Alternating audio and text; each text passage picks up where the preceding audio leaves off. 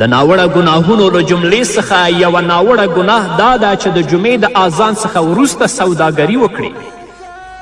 الله رب العزت په سورة جمعه کې فرمایي یا ایها الذین آمنوا اذا نودی للصلاة من یوم الجمعة فاسعوا الى ذکر الله وذروا البیع ذلکم خیر لکم ان کنتم تعلمون.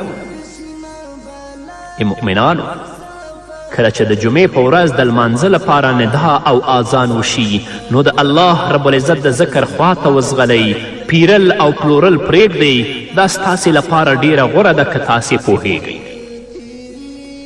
ځینې داسې سوداګر شته چې دوکانونه یې د جوماتونو په خوا کې وي خو په خپلو کارونو کې بوخت وي. له دوی سره په ګناه کې هغه خلک هم شریک دي چې له دوی نه سودا کوي، که څه هم ترې مسواک اخلي، خو بیا هم په ګناه کې برخمن دی.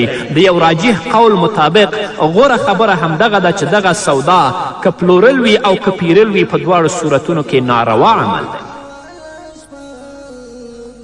ځینې ډوډۍ پخوونکي د شرکتونو او کارخانو مالکان خپل مزدوران په همدغه وخت کې کار کولو ته مجبوروي، که څه هم د دې کار په کولو سره په ښکاره توګه د ده ګټه ډیره وي خو په حقیقت کې ستر تاوان کړی دی.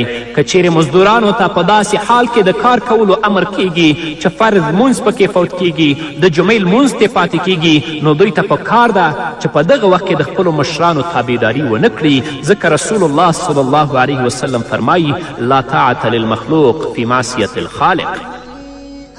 راځئ چې د الله رب العزت د کلام نه د محمد رسول الله صلی الله علیه وسلم د احادیثو نه ځان خبر کړو تر څو الله رب العزت زموږ دنیوي او اخروي ژوند ښایسته کړي. او که خدای مکړه ژوند مو همداسې په غفلت کې تیرېده بیا به الله رب العزت ته جواب ډیر سخت وي. الله رب العزت دې زموږ ورونو او خویندو ته توفیق ورکړي چې د ټولو ناوړو ګناهونو د ارتکاب څخه ځان وساتي، چې الله یې کامیابه کړي.